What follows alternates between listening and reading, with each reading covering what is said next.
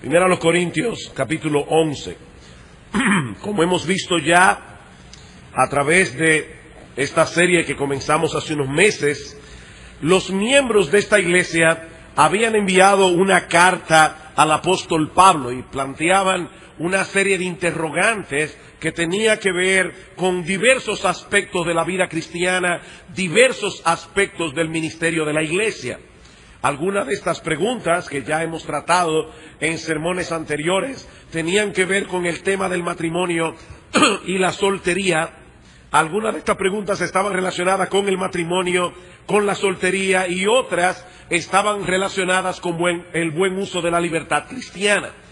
Pero a partir del capítulo 11 hasta el capítulo 14, los temas que Pablo aborda están relacionadas de una forma u otra con el culto de adoración, comenzando con un tema que todavía sigue siendo motivo de mucha controversia en la iglesia de Cristo, y es el papel de la mujer en la iglesia. Tal parece que en Corinto, en la ciudad de Corinto, se estaba levantando una especie de movimiento feminista que estaba haciendo sentir su influencia dentro de la iglesia y que amenazaba con crear una confusión de género similar a la que nosotros vemos en nuestra sociedad en el día de hoy. Ese es el tema que Pablo trata en los versículos 2 al 16 del capítulo 11. El otro aspecto que Pablo trata en el resto del capítulo tiene que ver con la participación de los miembros de la iglesia en la cena del Señor. Y ese es el tema que Pablo trata en los versículos 17 al 34. Como yo pretendo cubrir todo este capítulo en la tarde de hoy, es evidente, mis amados hermanos, que yo no voy a entrar a detenerme en cada uno de los detalles que contiene este pasaje, sino que yo pretendo resaltar más bien, aquellos aspectos más importantes del texto. Así que veamos en primer lugar cómo Pablo trata el tema de la relación entre el hombre y la mujer entre sí y su incidencia en el culto público. Versículo 2. Dice el apóstol Pablo: os alabo, hermanos, porque en todo os acordáis de mí y retenéis las instrucciones tal como os las entregué. Pero quiero que sepáis que Cristo es la cabeza de todo varón, el varón es la cabeza de la mujer y Dios la cabeza de Cristo. Todo varón que ora o profetiza con la cabeza cubierta afrenta su cabeza, pero toda mujer que ora o profetiza con la cabeza descubierta afrenta su cabeza, porque lo mismo es que si se hubiere rapado. Porque si la mujer no se cubre, que se corte también el cabello. Y si le es vergonzoso a la mujer cortarse el cabello o raparse, que se cubra. Porque el varón no debe cubrirse la cabeza, pues él es imagen y gloria de Dios. Pero la mujer es la gloria del varón. Porque el varón no procede de la mujer, sino la mujer del varón. Y tampoco el varón fue creado por causa de la mujer, sino la mujer por causa del varón. Por lo cual, la mujer debe tener señal de autoridad sobre su cabeza por causa de los ángeles. Pero en el Señor, ni el varón es sin la mujer, ni la mujer sin el varón, porque así como la mujer procede del varón, también el varón nace de la mujer, pero todo procede de Dios. Juzgad vosotros mismos. ¿Es propio que la mujer ore a Dios sin cubrirse la cabeza? La naturaleza misma nos enseña que al varón le es deshonroso dejarse crecer el cabello. Por el contrario, a la mujer dejarse crecer el cabello le es honroso, porque en lugar de velo le es dado cabello. Con todo eso, si alguno quiere ser contencioso, nosotros no tenemos tal costumbre ni las iglesias de Dios. Definitivamente, una de las grandes ventajas que tiene la predicación expositiva, es decir, ir a través de libros de la Biblia, es que obliga a los predicadores a tener que exponer aquellas porciones de las Escrituras que no solemos libremente tomarlas para predicarlas en la iglesia. Y yo creo que esta es una de esas porciones. Si nosotros pudiéramos entrar en el famoso túnel del tiempo, ¿recuerdan aquella película? Bien, los más jóvenes no pueden recordar esa película de ninguna manera, pero los más mayorcitos recordarán el túnel del tiempo. Uno entraba en una especie de túnel y llegaba a ciertos lugares en el pasado. Bueno, si nosotros pudiésemos entrar en ese famoso túnel del tiempo y llegar al tiempo del apóstol Pablo, a los días de Pablo, y de manera particular llegar a la ciudad de Corinto, nosotros vamos a darnos cuenta que la forma de vestir del hombre y de la mujer era bastante similar, excepto, entre algunas cosas, por el velo que las mujeres usaban para cubrir su cabeza. Por supuesto, no era como la burka que se usa hoy en los países musulmanes. Era simplemente un velo que le cubría la cabeza. Las únicas mujeres que se atrevían a mostrarse en público sin ese velo eran aquellas que vivían abiertamente en inmoralidad sexual. Pero tal parece que algunas mujeres en Corinto habían decidido liberarse y participar del culto de adoración sin la cabeza cubierta, lo que a su vez estaba ocasionando no poca distracción y probablemente hasta disturbio dentro de la iglesia. Ahora bien, Pablo sabía que lo que estaba en juego aquí no era un simple velo o una forma de vestir, sino una filosofía sumamente dañina que trataba de echar por tierra el orden de autoridad establecido por Dios para el hogar y para la sociedad en general. Y es precisamente por eso que ese es el punto de partida que Pablo asume al tratar con este problema. Versículo 2. Os alabo, hermanos, porque en todo os acordáis de mí y retenéis las instrucciones tal como os las entregué. Definitivamente el apóstol Pablo era un hombre que tenía mucha gracia. Porque, hermanos, escribirle una carta a una iglesia como la de Corinto y encontrar algún motivo de alabanza en la iglesia definitivamente requiere de tener mucha gracia del Señor en el corazón. Pero Pablo era un hombre que sabía ver la obra de Dios en sus hermanos, en los creyentes, y Pablo sabía que a pesar de todos los problemas que había en la iglesia de Corinto, habían hermanos en esa iglesia que estaban tomando en serio la enseñanza del apóstol Pablo. Y él, que va a tocar un tema tan espinoso, comienza con esta nota de alabanza. Os alabo, hermanos. Yo creo que todos nosotros tenemos mucho que aprender del apóstol Pablo. A veces somos demasiado incisivos en nuestras críticas. Siempre estamos viendo el punto negro en la cartulina blanca. Bueno, Pablo sabía ver todo el resto de la cartulina y poder decir: yo os alabo, hermanos de Corinto. De hecho, en el capítulo 1 dice: yo doy gracias al Señor por ustedes, por la obra que el Señor está haciendo en medio vuestro. Versículo 3. Pero quiero que sepáis que Cristo es la cabeza de todo varón, y el varón es la cabeza de la mujer, y Dios es la cabeza de Cristo. Siempre que se toque el tema de la autoridad del hombre sobre la mujer, las personas tienden a pensar que lo que nosotros estamos diciendo es que la mujer de alguna manera es inferior al hombre. Y por lo tanto, el hombre puede tratarla en consecuencia como un ser inferior. Pero Pablo nos muestra aquí que el orden de autoridad establecido por Dios en el mundo no es otra cosa que un reflejo de la estructura jerárquica como funciona la misma Trinidad.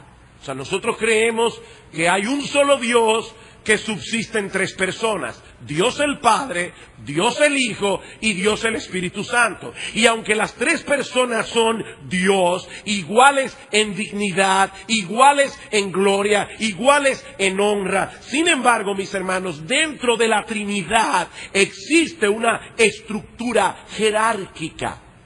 Dios el Padre y Dios el Hijo son exactamente iguales en dignidad porque ambos comparten la misma esencia divina. Dios el Padre no es más Dios que el Hijo y por lo tanto Dios el Hijo no es inferior en ningún sentido a Dios el Padre.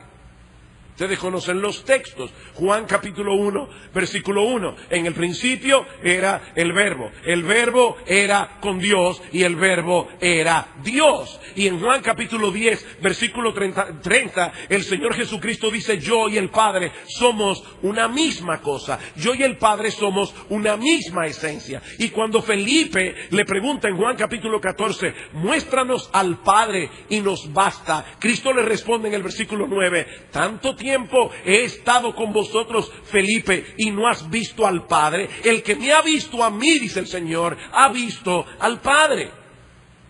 Así que son iguales en dignidad. Sin embargo, para llevar a cabo la obra de redención, Dios el Hijo decidió voluntariamente someterse a la autoridad del Padre.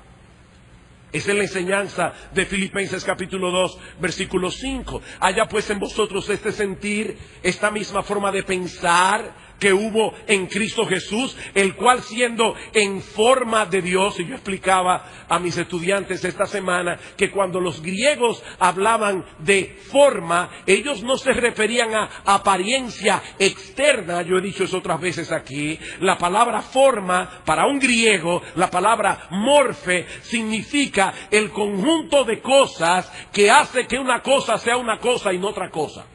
¿Se entendió, verdad?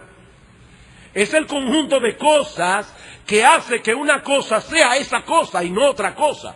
Cuando la Biblia dice que Cristo era en forma de Dios, lo que está diciendo es que Cristo tenía todas las características, todos los atributos que hacen que Dios sea Dios. Y si alguien tiene alguna duda, Pablo añade, el cual, siendo en forma de Dios, no estimó el ser igual a Dios. Igual a Dios. Y la palabra igual allí es la palabra griega isos, de donde viene nuestra palabra triángulo isósceles. ¿Qué es un triángulo isósceles? Es un triángulo cuyos dos lados son iguales. Cristo es igual a Dios porque Cristo es Dios. ¿Pero qué hizo Cristo? Que siendo igual a Dios, no estimó ese hecho como cosa que aferrarse, sino que se despojó a sí mismo tomando forma de siervo. Si Cristo no hubiera hecho eso, mis amados hermanos, no habría redención. Y eso es algo que nosotros vemos a lo largo de los evangelios, sobre todo en el evangelio de Juan. Cristo se sometió a la autoridad del Padre. Juan capítulo 4, versículo 34. Juan capítulo 4, versículo 34.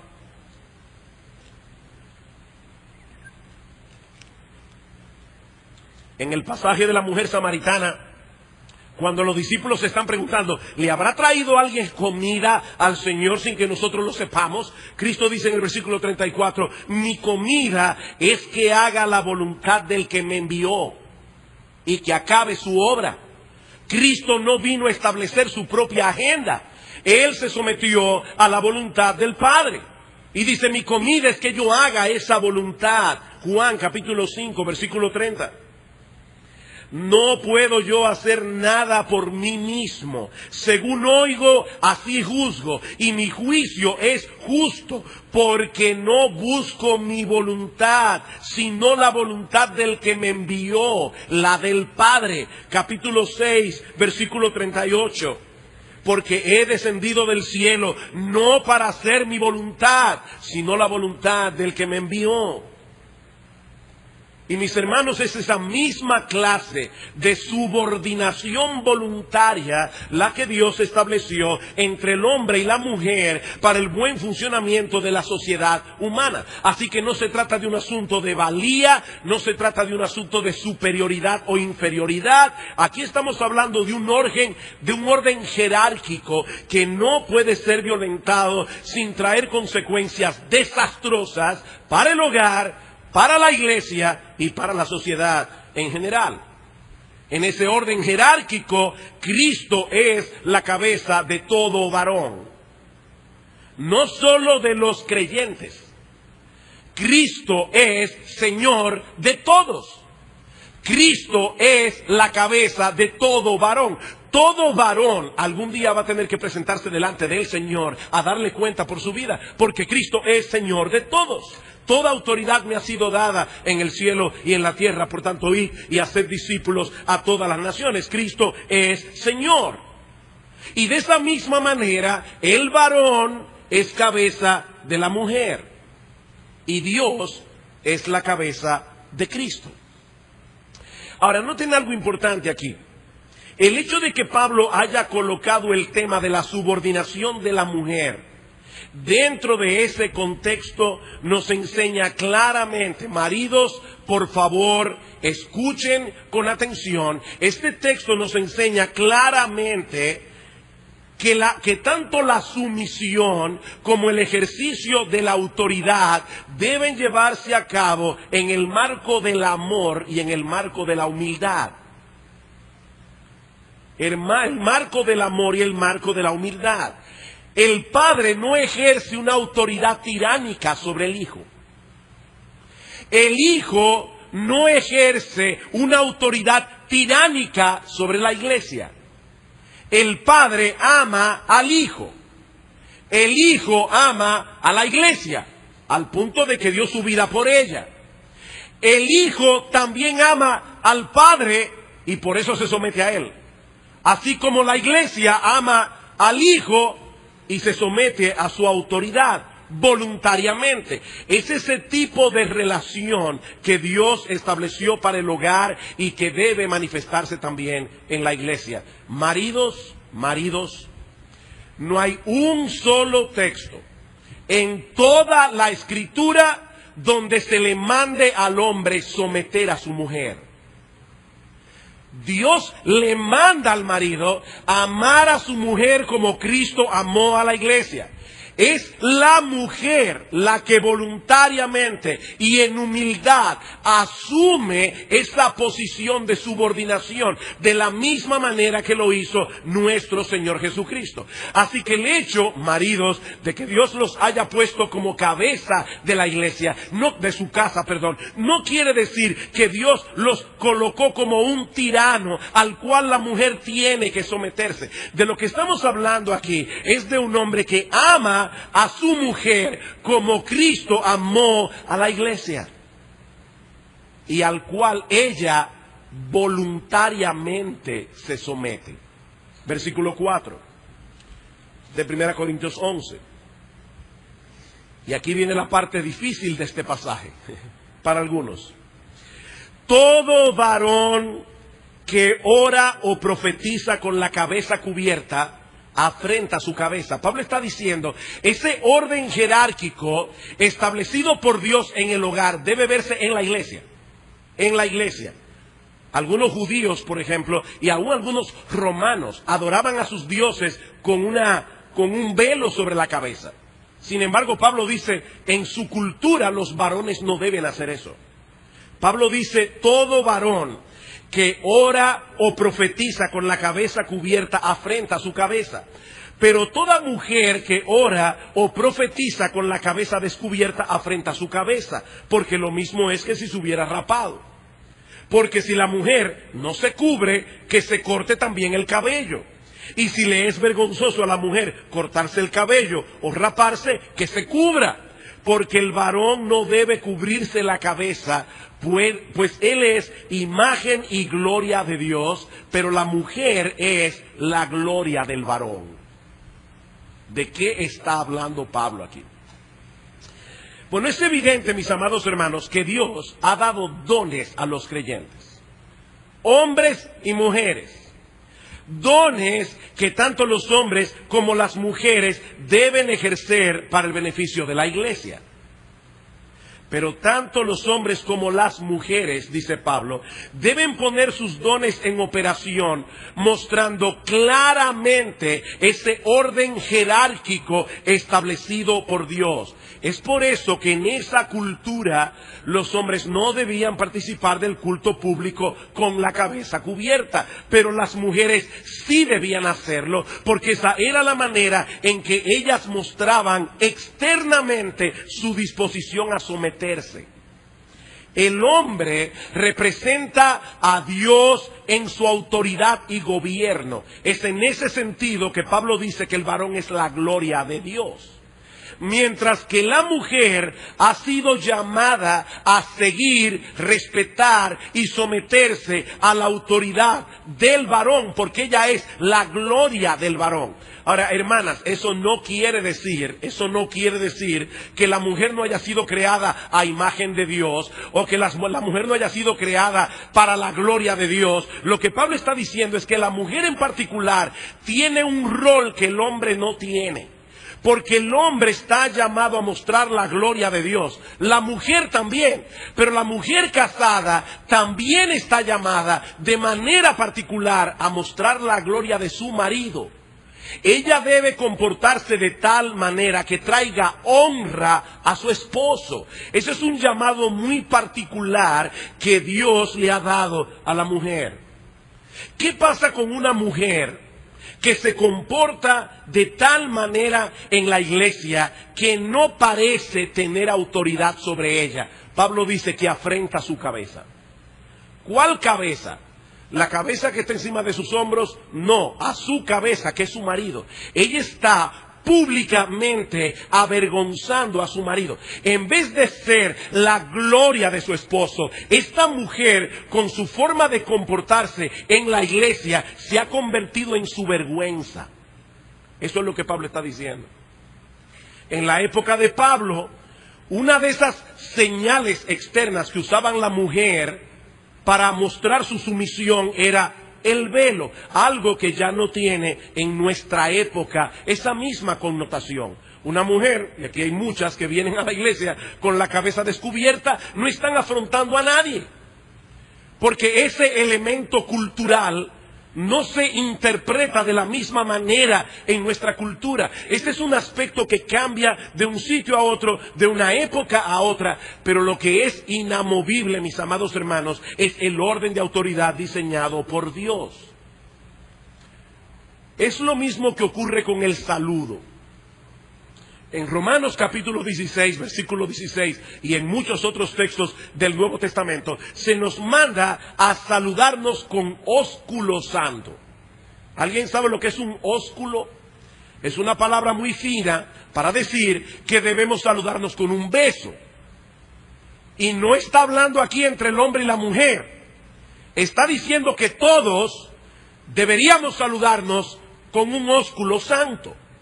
En aquella cultura, cuando un hombre llegaba a la iglesia, saludaba a los demás hombres dándole un beso. Un beso en la mejilla, pero era un beso. Ahora, eso no sería apropiado en esta cultura. La pregunta es, ¿perdieron vigencia esos textos que nos mandan a saludarnos con ósculo santo? Por supuesto que no. Todavía los cristianos debemos saludarnos con afecto los unos a los otros, porque ese es el principio que está detrás de ese mandato. Puede ser que en nuestra cultura un apretón de manos sea suficiente, gracias al Señor. En otra cultura puede ser que haya otras costumbres. Por ejemplo, los hombres en Rusia se saludan dándose un beso en la boca. Un saludo, no es homosexual, es una forma de saludarse. Yo, si algún día voy a Rusia, no sé qué voy a hacer, honestamente. Pero el punto es que esto cambia, mis amados hermanos, de cultura a cultura. Y lo mismo pasa con la directriz que Pablo establece en este texto acerca del velo. De nada le sirve a una mujer ponerse un velo sobre su cabeza si no se está sometiendo a su marido. Porque el principio que Pablo establece aquí en la práctica es el principio de autoridad. Como dice John MacArthur, lo que Pablo está enseñando en este pasaje es el principio de la subordinación de la mujer al hombre, no una señal o símbolo en particular de esa subordinación. El apóstol, sigue diciendo John MacArthur, no está estableciendo un principio universal de que las mujeres cristianas deben adorar siempre con la cabeza cubierta. Pero lo que Pablo está estableciendo aquí es que la forma como una mujer se comporta en la iglesia debe enviar una señal muy clara a todo el mundo de que ella respeta la autoridad de su marido.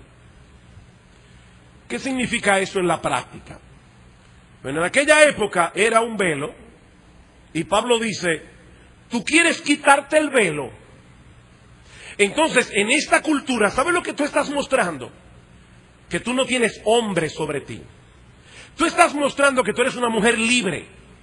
Tú estás mostrando que eres una mujer inmoral. Y Pablo dice, entonces rápate la cabeza. ¿Te es una vergüenza raparte la cabeza? Entonces muestra a través de este símbolo cultural que tú tienes un marido. Muestra a través de este símbolo cultural que tú no eres autónoma. Muestra a través de ese símbolo cultural que tú tienes autoridad sobre ti. Ahora, hermanos, eso incluye muchas otras cosas. Hay gestos en que una mujer puede avergonzar a su marido en público. En vez de ser su gloria, ser su vergüenza. De hecho, yo no he visto a nadie, para que no me malentiendan, pero cuando se predica sobre el hombre y la mujer y se le habla al hombre, algunas mujeres le dan codazo a sus maridos en el culto. Y los que están atrás lo ven. Esa no es una manera de ser gloria del varón. Ese gesto no es apropiado. La forma como una mujer se para en una asamblea y se dirige a las autoridades de la iglesia. Hay maneras en que una mujer puede hacer eso y afrentar a la autoridad. Y de esa manera, aunque no tenga marido, porque aquí el punto es que la mujer debe mostrar respeto a su marido, obviamente, de manera primaria, pero debe haber un respeto a la autoridad. Y hay formas de hacer las cosas donde una forma puede mostrar falta de respeto. Otra cosa que indudablemente muestra respeto es la vestimenta de una mujer. ¿Cuál era el problema específico en la época de Pablo? Que una mujer que fuera sin velo a la iglesia estaba diciendo públicamente, yo soy una mujer inmoral. Ahora, hermanas, no es posible en nuestra cultura que una mujer se vista de tal manera en la calle y para venir a la iglesia, que ponga en dudas su modestia, que ponga en dudas su decoro. Una mujer casada que viene a la iglesia vestida de una manera inapropiada, enseñando cosas que solo su marido debe ver. ¿Saben qué, mis amados hermanos? Está afrentando a su marido, está avergonzando a su marido en público. Eso es lo que estamos diciendo aquí. Ese es el principio general. Tiene que haber una señal de que esa mujer está dándole gloria a su marido. Esa mujer está exaltando a su marido. Esa mujer de una manera muy evidente está colocando a su marido en una posición de honor. Como decía, mis hermanos, la señal de subordinación puede cambiar de una cultura a la otra. Pero el principio de subordinación está enraizado en el mismo principio de la creación. Versículo 8. Porque el varón no procede de la mujer, sino la mujer del varón. Y tampoco el varón fue creado por causa de la mujer, sino la mujer por causa del varón. Por lo cual la mujer debe tener señal de autoridad sobre su cabeza por causa de los ángeles. ¿Qué está diciendo Pablo aquí? Que ese orden, esa jerarquía establecida por Dios para la sociedad humana fue evidente en la misma creación. ¿Recuerdan el argumento de Pablo en 1 Timoteo capítulo 2? ¿Por qué la mujer no puede enseñar en la iglesia? Pablo dice, Adán fue formado primero, después Eva. Algunas personas en el día de hoy nos dicen, las mujeres no podían ser pastoras en la época del apóstol Pablo, ni podían ser predicadoras de la palabra en el culto público, porque era un asunto cultural. Pablo dice, no es un asunto cultural. La manera como Dios creó al hombre y a la mujer nos envía un claro mensaje. La mujer debe someterse a su marido. Adán fue formado primero, después Eva. ¿Y saben qué pasó cuando Eva llegó al huerto del Edén? Adán ya le había puesto nombre a todos los animales. Dios le había dado a Adán esa responsabilidad. El primer trabajo de taxonomía lo hizo Adán en el huerto del Edén.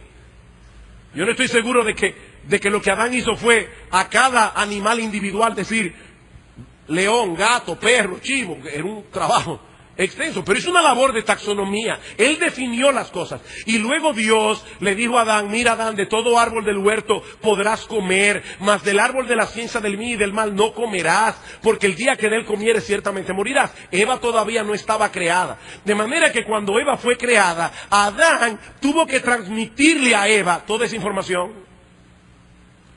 ¿Y saben qué fue lo primero que hizo Eva? No comenzar a redefinir todo lo que Adán había definido. Pero Adán, y ese nombre de que león. No, león, se llamó león. Mamífero. Eva no comenzó a cuestionar la autoridad de Adán. Ella fue creada. Adán le dijo cómo eran las cosas. Adán fue su maestro. Adán fue su predicador. Y ella se sometió a su predicación. Y Pablo está diciendo en 1 Timoteo capítulo 2, eso debe verse en la iglesia. De hecho, noten que Pablo habla aquí de una mujer participando en el culto. ¿Y cuáles son las dos cosas que menciona? Menciona la oración y el profetizar. No menciona el enseñar. ¿Por qué? Bueno, porque orar y profetizar, en aquella época había el don de profecía, es decir, Dios en el momento le daba a una persona la capacidad de tener nuevas revelaciones de parte de Dios. Y óigame bien, hermanos y hermanas, en la iglesia primitiva habían profetisas. En la iglesia primitiva habían hermanas que tenían el don de profetizar. Y Pablo las alienta a ejercer su don en la manera apropiada, en el contexto apropiado, mostrando autoridad sobre su marido, bajo su marido. Ahora, ¿qué diferencia hay entre profetizar y predicar? Que el que profetiza está siendo simplemente un órgano de parte de Dios, un instrumento de parte de Dios para traer su revelación. El que predica está teniendo autoridad sobre la iglesia. O sea, yo estoy aquí hablando con la autoridad conferida por Dios como pastor. Eso es lo que una mujer no puede hacer. Así que no es lo mismo orar. Al orar no se ejerce autoridad sobre el hombre, simplemente se está hablando con Dios. Al profetizar tampoco se ejercía autoridad, porque era simplemente funcionando como un instrumento, la boca de Dios para revelar algo. Pero la mujer no podía enseñar en la iglesia.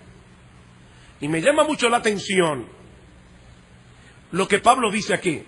Dice en el versículo 10, por lo cual la mujer debe tener señal de autoridad sobre su cabeza por causa de los ángeles. Algunas personas piensan que la palabra ángel ahí no es un ángel del cielo, sino un mensajero. La palabra ángel significa un mensajero. Y dicen que probablemente lo que Pablo está diciendo es que a veces las iglesias enviaban mensajeros a otras iglesias. Y si una persona llegaba de otra iglesia a la iglesia de Corinto y veía a las mujeres sin el velo, eso podía ser escandaloso. Bueno, particularmente yo creo que Pablo está hablando de los ángeles. Y lo creo en parte por lo que dice Pablo mismo en Efesios capítulo 3. Efesios capítulo 3.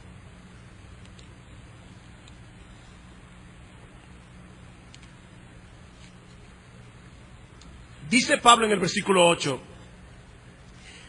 a mí, que soy menos que el más pequeño de todos los santos, me fue dada esta gracia de anunciar entre los gentiles el evangelio de las inescrutables riquezas de Cristo, y de aclarar a todos cuál sea la dispensación del misterio escondido desde los siglos en Dios, que creó todas las cosas, para que la multiforme sabiduría de Dios sea ahora dada a conocer por medio de la iglesia a los principados y potestades en los lugares celestiales.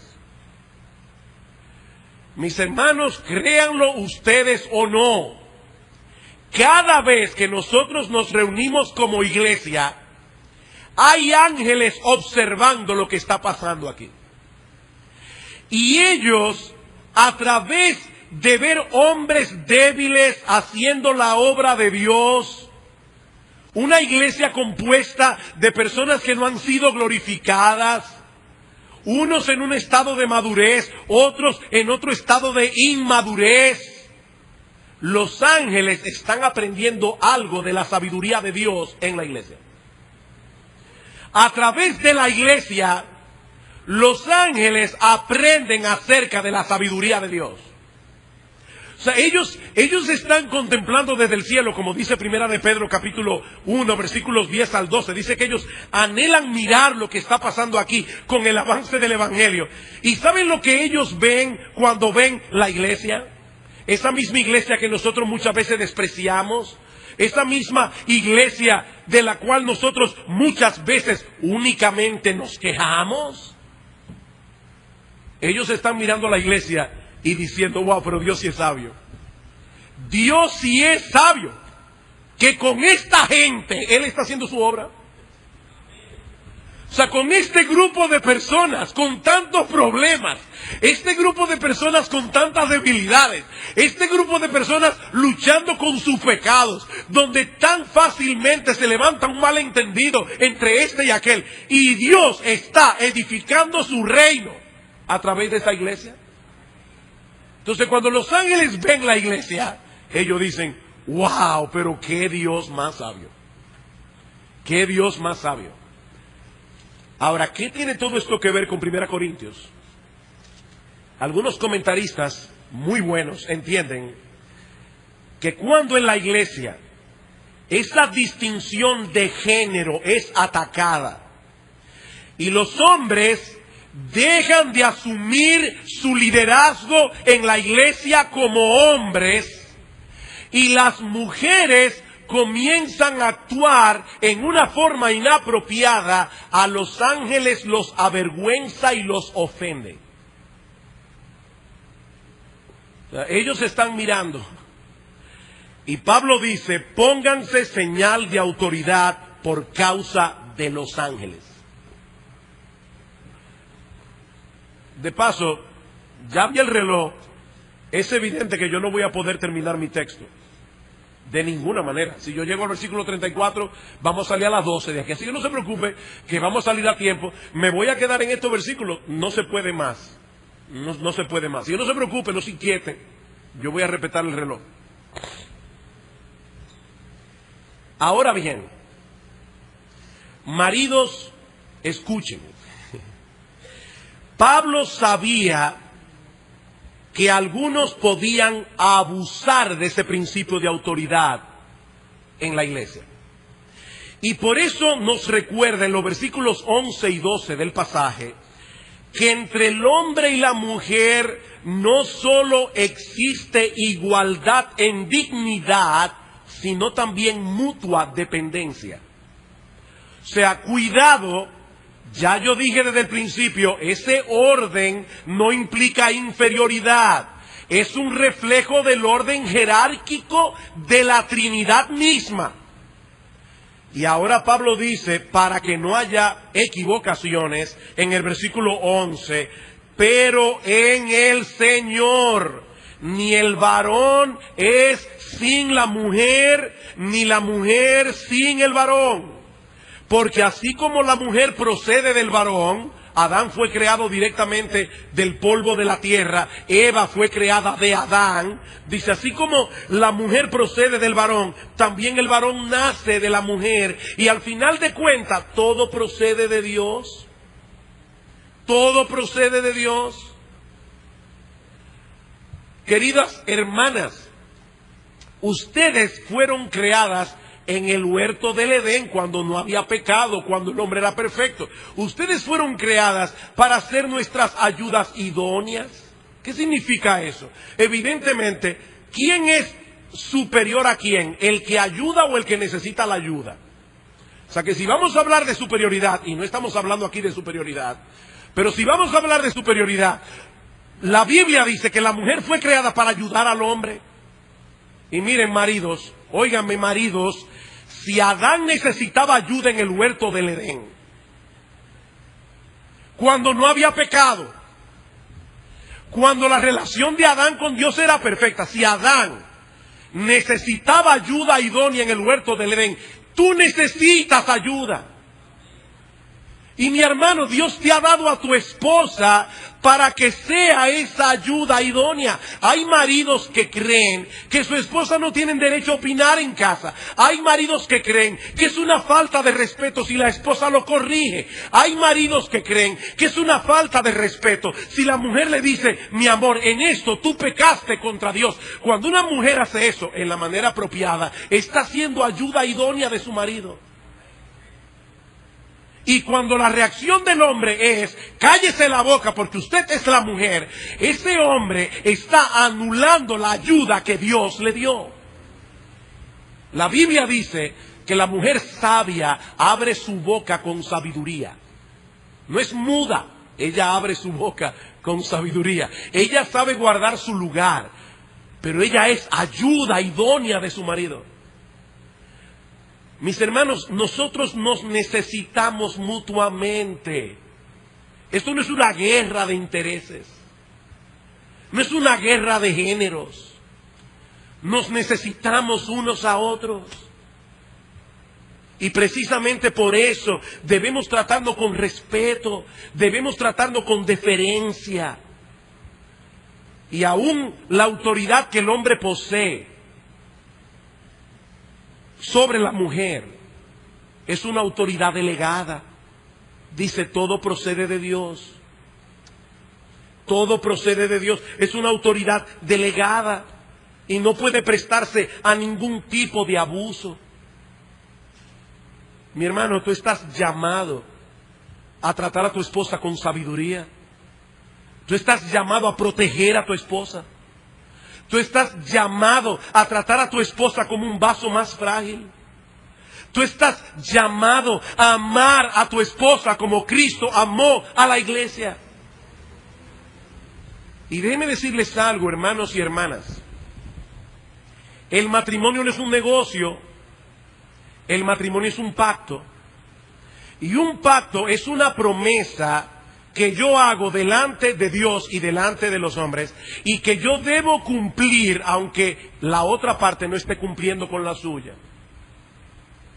¿Qué significa eso?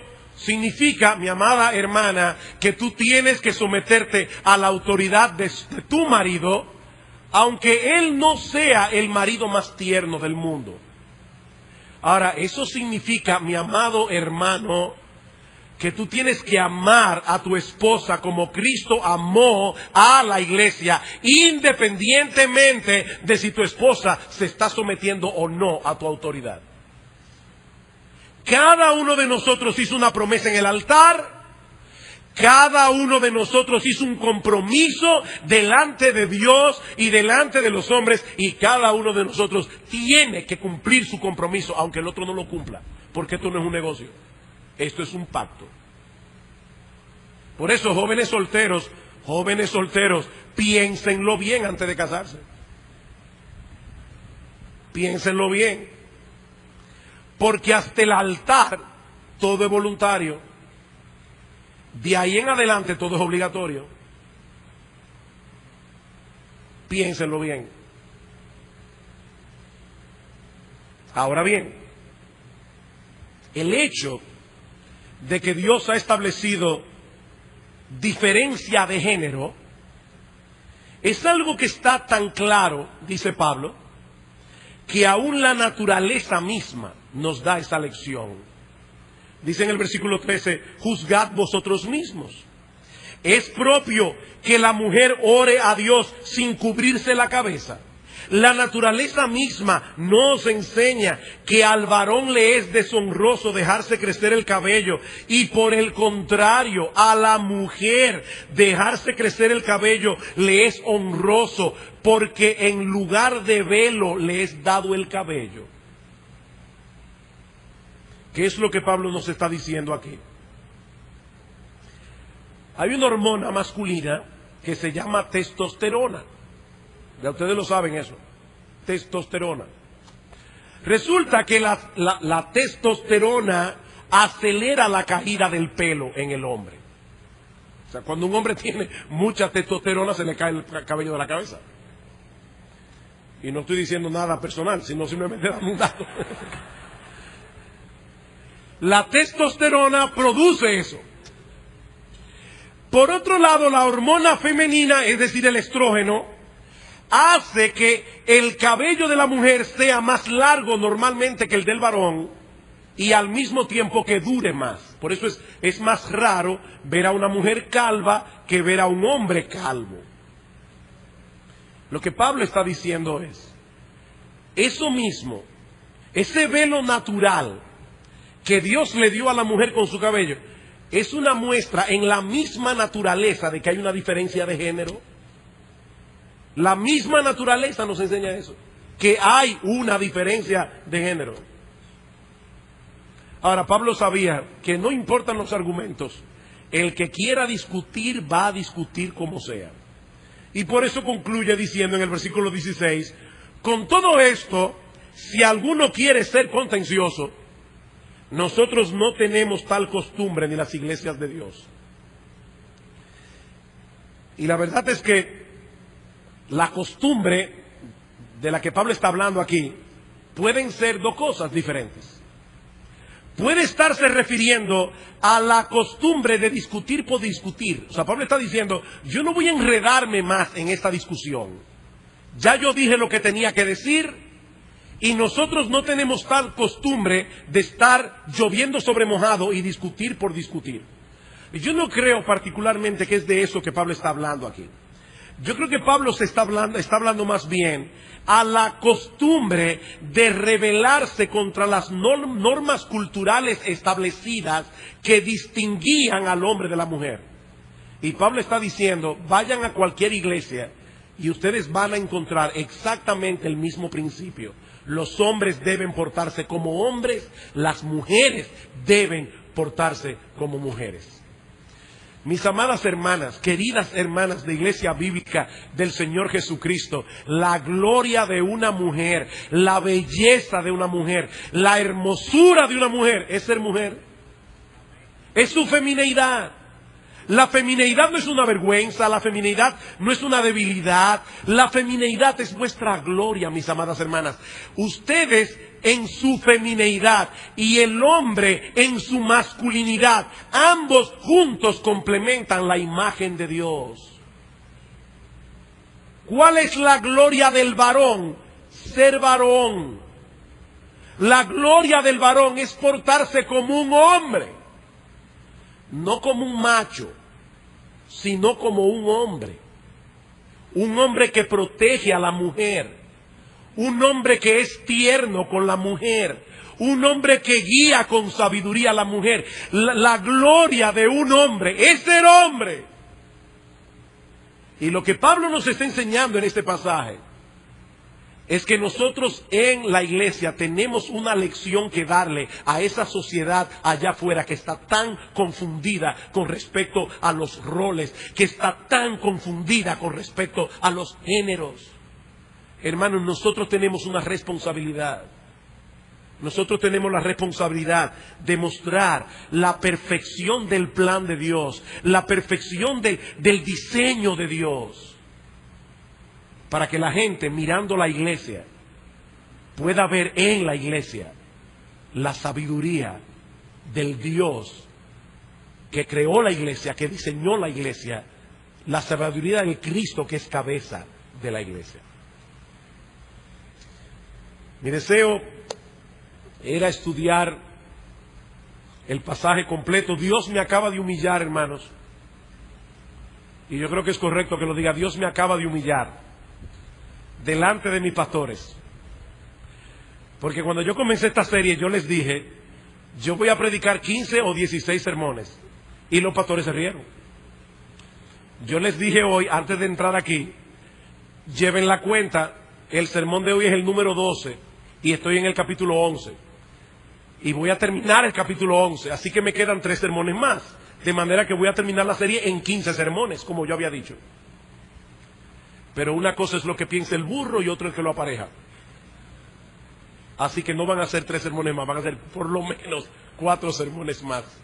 Pero hermanos, yo espero que textos como estos, que no suelen ser predicados en la iglesia, arrojen luz en la manera como nosotros debemos comportarnos como iglesia de Dios. Ese pasaje está ahí porque Dios quería decirnos algo a través de ese pasaje, y Dios quería que Iglesia Bíblica del Señor Jesucristo recordara las cosas que hemos escuchado hoy. Que Dios bendiga su palabra y que Dios bendiga esta amada iglesia. Vamos a orar.